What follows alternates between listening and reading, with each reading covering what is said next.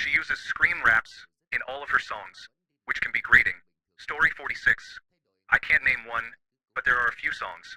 Thong Song, Who Let the Dogs Out, Bingo, 99 Bottles of Beer on the Wall, and anything by Katy Perry or Beyonce. Story 47. Runnin' is written and recorded by former NFL wide receiver and controversial figure Antonio Brown. Story 48. Fell in Love with a One Night Stand by K-Kai Boys is a song from Hawaii. The lyrics describe a man boasting about his numerous one-night stands, but now he finds himself in love and feeling sad. His voice adds to the overall impression. Story 49. One time, I was training a new hire at an old job. He told me he was a rapper, and I am a curious person who likes asking questions, so I pressed him on this. Eventually, he asked me, "Hey, do you want to listen to one of my songs?" I made it when I was under the influence of LSD. When I tell you that I tried so hard not to laugh in his face when I heard the song, I mean it. He looked so proud of himself, but the beat was not good at all. To describe it, it was like the beat that RZA made in that Guitar Center promotion. Story 50. Pat Finnerty has this one covered. By the way, tell Chevrolet to bring back Seeger. Story 51.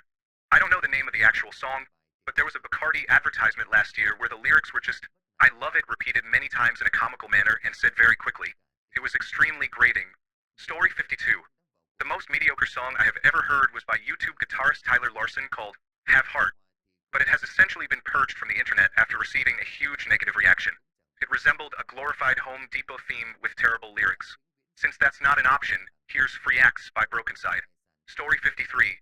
There are some metal songs that are exactly as bad as you would expect from people who believe they are inherently special and can do no wrong.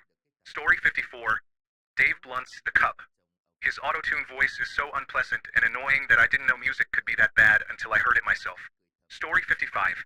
Someone recently posted a Lady Gaga video of her playing the piano live and singing in one of the music forums. They titled it something like "Wow Gaga," expressing their admiration. She is very talented and deserves her success. But the song was quite cringeworthy. I can't even remember any of the lyrics because I had to cleanse my mind of the unpleasantness. Story 56. That one at the moment about the woman performing at the Pink Pony Club makes me want to stick needles in my ears. Story 57. Stay a While by the Bells, from the mid-1970s, features lyrics that evoke a whispery male and female vocal harmony. How it makes me quiver, how it makes me smile.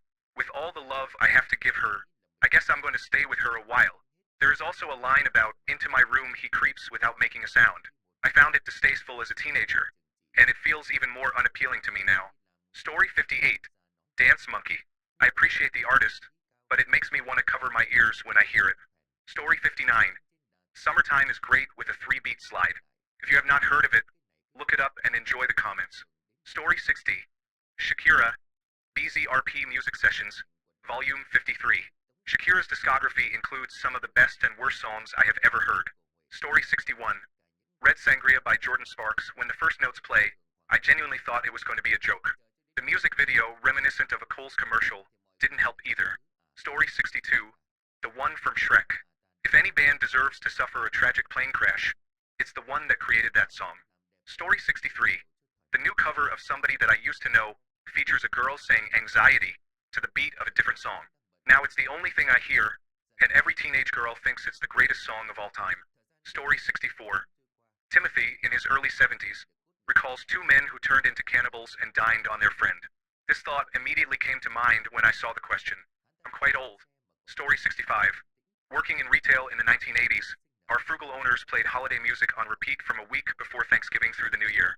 It's a close call between Alvin and the Chipmunks screeching a song I can't remember and the Muppets singing The 12 Days of Christmas. Story 66. Jesus, take the wheel.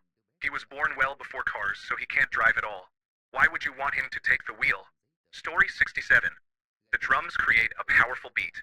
Also, hypnotize, give it to me no matter where. Story 68.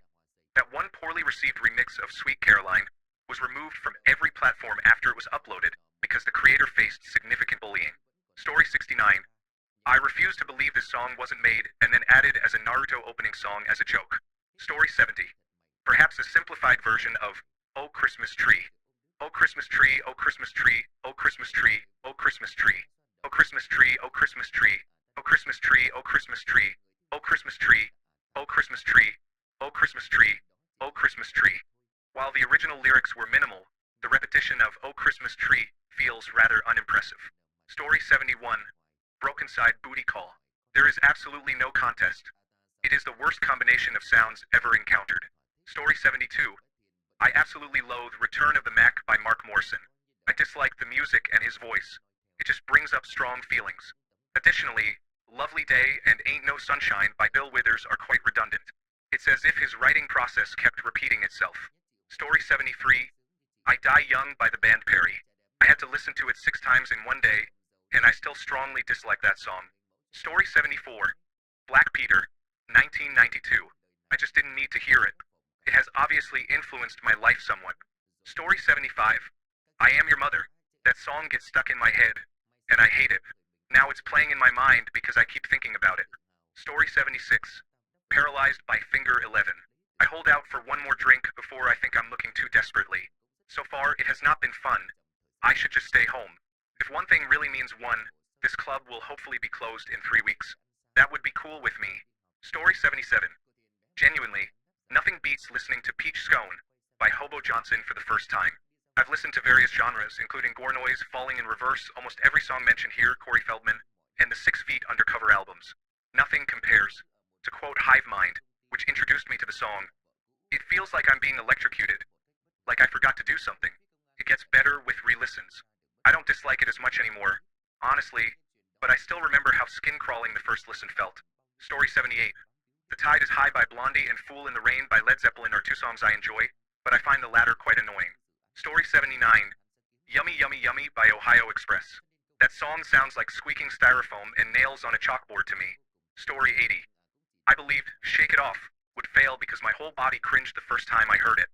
Story 81, I dislike this song very much.